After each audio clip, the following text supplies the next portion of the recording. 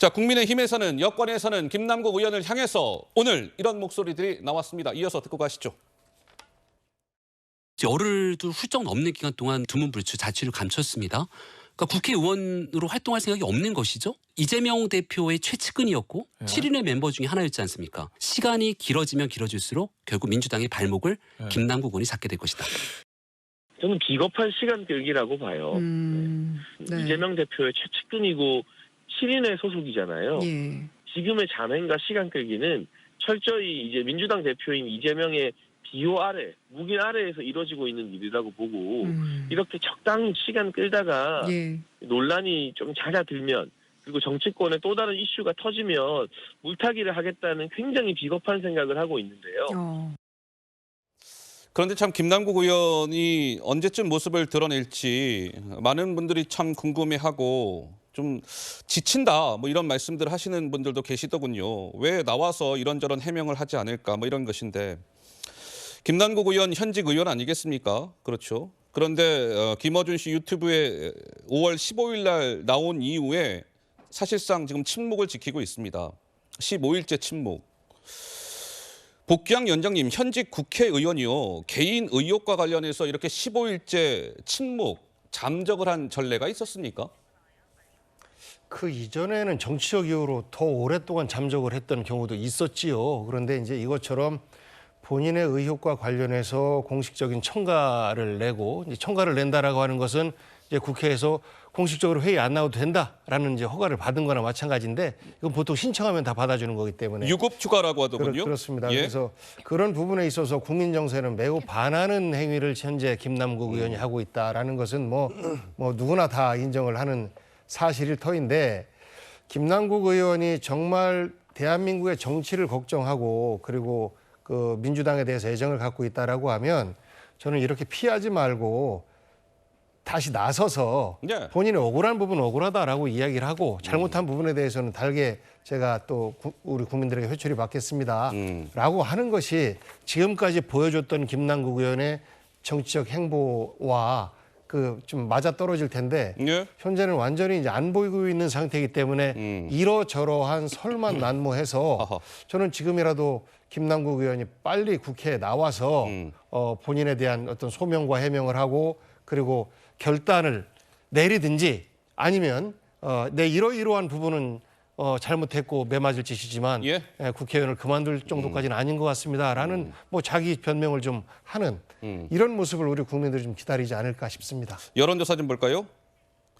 근데 이제 김남국 의원의 이 코인 사태가 이런 지금 여론에 뭔가 영향을 미치고 있다 이런 겁니다. 이게 갤럽 조사였죠. 지난주 금요일 날 발표된 갤럽 조사를 보면 더불어민주당 같은 경우는 광주 전라 지역에서 한 주 사이에 14%포인트가 빠졌다. 55에서 41이 나왔으니까요. 그리고 40대 같은 경우는 44에서 36이 나왔습니다. 그러니까 한 주 사이에 8%포인트가 빠졌다.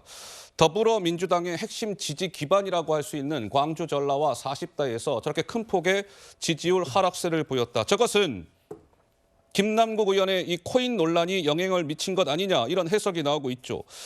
정미경 의원님, 그런데요. 김남국 의원 지난번에 민주당 탈당하고 나서요. 뭐라고 얘기했냐면 무소속 의원으로 끝까지 진실을 밝히겠습니다. 그런데 그 이후에 침묵이에요. 이건 뭘까요? 그러니까 자진 사퇴는 하지 않겠다라는 거고요. 그다음에 그 기자회견을 지금 안 하고 있잖아요. 기자들 질문에 답변하지 않겠다. 그다음에 자기는 혼자서 지금 수사, 방어권 뭐 행사를 하기 위해서인지 뭐 어떤 건지 모르겠지만 아무튼 뭐 수사에 대비한 증거 자료를 모으고 있는 것이 아닌지 뭐 이렇게 그냥 추측이 되어 가는 거예요. 근데 지금 보면 아까 여론조사에서도 봤지만 민주당 내에서도 알고는 있습니다. 지금 뭐냐면 점점 김남국 의원의 이 사건이 진정 국면을 보이기보다는 더 늪으로 빠지고 있다라는 거를. 그러면 해결 방법은 뻔해요. 하나밖에 없어요. 뭡니까? 제명시키는 거. 제명? 예, 정상적으로 윤리위에서 해서 빨리 올려가지고 국회의원들이 투표하면 돼요. 제적 의원 3분의 2. 하면은 제명할 수 있거든요. 근데 지금 그걸 안 하려고 하고 있는 건지 아니면 하려고 하는 건지는 잘 모르겠지만 예. 이재명 대표의 손에 또 달려 있는 겁니다. 이 대표 손에 달려 있다. 예, 왜냐하면 이재명 대표가 제명하자 그러면 그 민주당의 국회의원들이 제명 안 하겠습니까?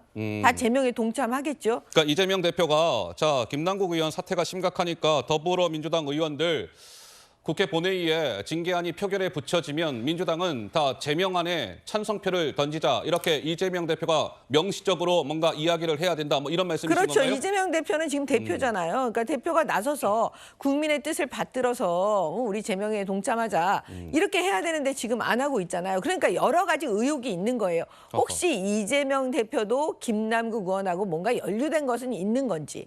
그래서 지금 자진해서 자기가 본인이 나서서 말 못하는 건 아닌지. 그다음에 뭐 위철한 그 심판위원장, 예, 윤리심판위원장이 예. 뭐 대신해서 말했다. 뭐 이런 여러 가지 얘기가 나오는 이유가 다 지금 그 이재명 대표가 앞에 나서서 얘기하지 않기 때문에 이런 일들이 벌어지고 있잖아요. 예. 그러니까 결국은 이재명 대표 손에 달렸습니다. 이 대표 손에 달려 있다. 자 한번 예. 우리가 국회를 그렇게 운영해 본 적이 없습니다. 그동안 수차례 정치적인 이유로 혹은 개인의 비위로 그 윤리특위에 제소가 되고 했었는데 사실 제명된 경우는 극히 드물죠. YS 한 명이라고 나오죠. 88년도쯤에 그 뭐 국시 발언 때문에 한번 그 제명된 이후로 지금까지 없었는데 예. 그 아시는 것처럼 국회 윤리특위에 제소가 되면 정치적 이유로의 판결을 막기 위해서 짧게는 30일, 길게 60일까지 그 윤리특위 심사 자문위원회에서 아하. 혐의 내용에 대한 심사를 합니다. 예. 근데 김남국 의원이 현재 그 특위에 제소된 부분은 상임위 시간 내에 코인 투기를 했다라고 하는 것에 대한 일종의 도덕적인 문제에 대한 거예요. 그런데 이걸 가지고 윤리특위에서 제명을 할 수 있다? 예. 아마 그 국회의원들 내에서는 그걸 가지고 제명을 한다라고 하면 나만 할 수 있는 국회의원 아무도 없다라고 생각할 거예요. 그래서 그러니까 복 위원장님은 현재 의혹을 가지고 제명한다라고 하는 것은 그거는 이제 불가능한 이야기이기 때문에 예. 현재 도덕적으로 비난받을 소지는 뭐 충분히 있는 것이죠. 그 부분에 대한 윤리특위의 어떤 결정은 뭐 어느 수위로 나올지 짐작을 할 수 있습니다만 정치적인 이유로 이런 의혹이 있기 때문에 이것을 민주당에서 먼저 그만두게 해라라고 하면 과거에 박덕흠 의원 같은 경우에도 예. 그 부동산 이해충돌과 관련해서 여러 가지 혐의가 있었는데 예. 그때마다 제명을 과연 시킬 수 있었을까라는 예. 과거의 우리 현실을 한번 돌아봤으면 좋겠습니다. 예. 아니 정미경 최고. 잠깐만요. 그거는 도덕적으로 잘못됐다. 아니 이게 도덕적으로는 당연히 잘못됐고요.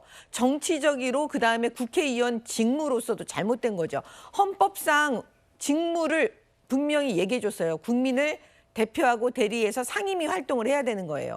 그러면 그 상임위 활동 중에 다른 짓 한 거잖아요. 투기한 거예요. 투자를 했는지 투기를 했는지. 그럼 그렇게 되면 국민 배신 행위라니까요. 그러면 이건 국회의원으로서 자격 여부에 대해서 도덕적인 걸 넘어서는 거예요. 법적인 책임이 있다고 보여져요. 예. 근데 어떻게 그걸 도덕적 책임이라고 합니까? 알겠습니다. 예. 짧게 지금까지 좀 상임위 예. 결석해서 국회의원 자른 경우 단 한 번도 없습니다. 똑같은 경우입니다. 예, 알겠습니다. 자, 뭐 시청자 여러분들도 각자 아마 판단들을 하셨을 것 같고요.